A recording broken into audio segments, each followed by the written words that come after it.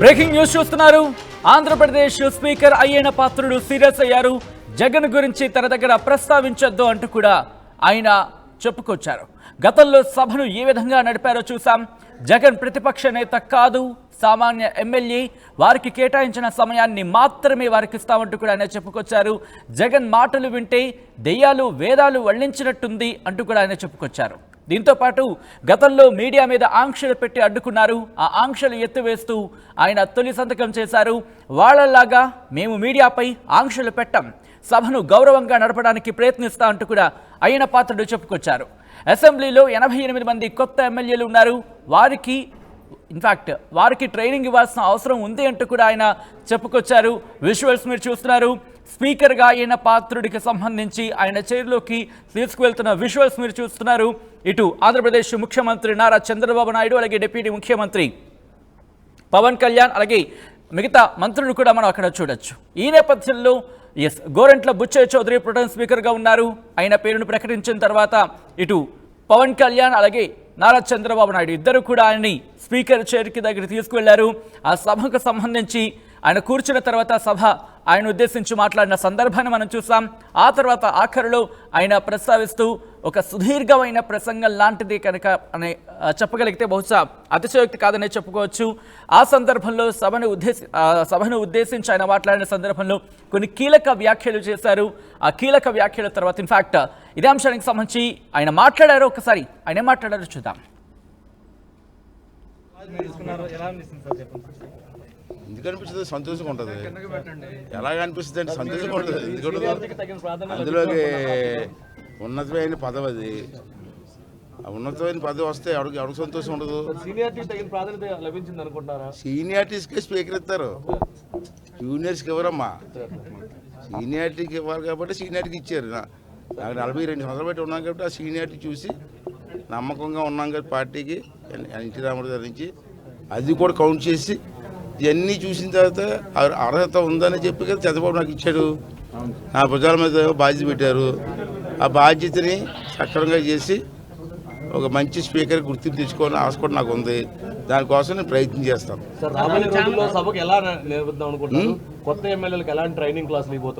అదే నేను చెప్పాను. సభ అక్కడే ఉంటుంది, మారదు. కొత్త సభ ఏం కట్టమంటారేమో. సభ అక్కడే ఉంటుంది.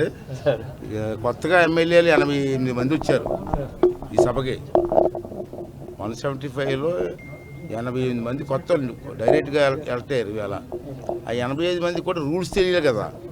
ఇప్పుడు క్వశ్చన్ అవర్ అంటే ఏంటి, 307 అంటే డిస్కషన్స్ ఏంటి, బడ్జెట్ ఏంటి, బడ్జెట్ మీద డిస్కషన్స్ ఏంటి, చాలా పెద్ద సబ్జెక్ట్ ఇది. అంటే కొత్తగా వచ్చారు కాబట్టి చంద్రబాబు గారితో ఎంత మాట్లాడుకుని వాళ్ళకు 4 రోజులు 5 రోజులు ఒక ట్రైనింగ్ క్లాస్ లాగా ఎన్టీ రామారావు గారి టైంలో ఒక 12 రోజులు ట్రైనింగ్ ఇచ్చారు ఎమ్మెల్యేలకి. అలాగే వీళ్ళకి కూడా ట్రైనింగ్ ఇస్తే ఒక అవగాహన వస్తుంది.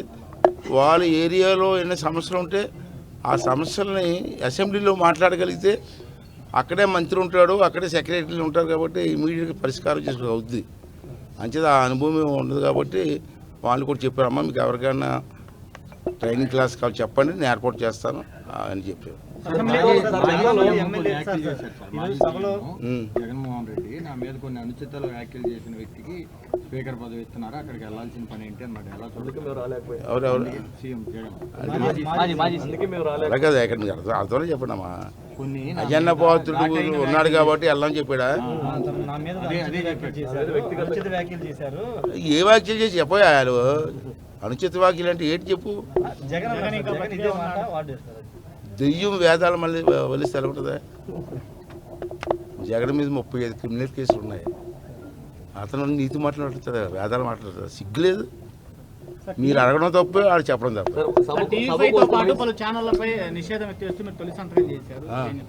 నువ్వు చెప్పాను కదా ఇప్పుడు టీవీ ఛానల్స్ అంటే రకరకాల ఛానల్స్ ఉంటాయి, రకరకాల యజమానులు ఉంటారు. ఆ యజమానులు కూడా రకరకాల పార్టీల్లో ఉంటారు. ఏ పార్టీలో ఉన్న యజమానులు ఎవరైనా ఛానల్స్కి ఇవ్వాల్సిన విలువ ఛానల్స్కి ఇవ్వాలి. ఆ గౌరవం పార్లమెంట్లో ఇస్తారు, ఎక్కడైనా ఇస్తారు. అలాంటిది 3 ఛానల్స్ మీద ఎందుకు? TV5, ఈనాడు, ఆంధ్రజ్యోతి మీద ఎందుకు నిషేధించను? అంచేది నాకు నిన్న తెలిసింది ఈ విషయం. తెలిసి మేము అంతా కూర్చొని నా మొదటి సంతకం నిషేధం ఎత్తివేస్తూ చెయ్యాలని చెప్పి నేను నిర్ణయం తీసుకున్నాను. అలాగని చెప్పి వాళ్ళ మీద కక్ష సాధ్యం మాకు ఉండదు.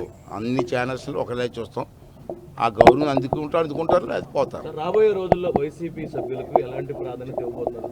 స్పీకర్ హోదాలో మీరు దండలో వేసి ఊరిగం తీసుకొస్తాం. టైం కానీ వాళ్ళకి ఎలాంటి అదే ఎమ్మెల్యేలుగా మాతో కూడా వస్తారు, కూర్చుంటారు, చర్చిస్తారు. వాళ్ళు కూర్చుని వేస్తే నేను అవకాశం ఇస్తాను. అందుకే బ్యాండ్ పెట్టి తీసుకొస్తాం. అంటే గతంలో వాళ్ళకి ప్రాధాన్యత ప్రతిపక్షం తెలుసు, గతంలో ప్రాధాన్యత ఇవ్వాలి అసలు ఎవరు అధికార పక్షం అన్నాడు. వాళ్ళు ఇవ్వలేదు. అలాగని చెప్పి మేము అలాగే మేము చెయ్యం. నేను నిన్న చెప్పాను, నేను మొన్న ప్రెస్లో కూడా చెప్పాను. మా సభ్యులకి ఎంత ప్రాధాన్యత ఇస్తామో అదే ప్రాధాన్యత వాళ్ళకి కూడా ఇస్తాం. నేను ఎవరో అన్నారు ప్రతిపక్షం అని. ప్రతిపక్షం హోదా ఎక్కడ ఉంది వాళ్ళకి? ప్రతిపక్షం పిలకూడదు, మీరు కూడా పిలకూడదు. ప్రతిపక్ష హోదాకి నెంబరింగ్ ఉంటుంది. ఆ నెంబరింగ్ అతను రాలే, ప్రతిపక్షాలు అంటారు. అయినా సరే నాకు అభ్యంతరం లేదు, మా నాయకులకి అభ్యంతరం లేదు. మా ఎమ్మెల్యేకి ఎలాంటి అవకాశం ఇస్తాం అదే అవకాశం ఇస్తాం. వాళ్ళు ఏ క్వశ్చన్ వేసినా మాట్లాడే అవకాశం కూడా ఇస్తాం.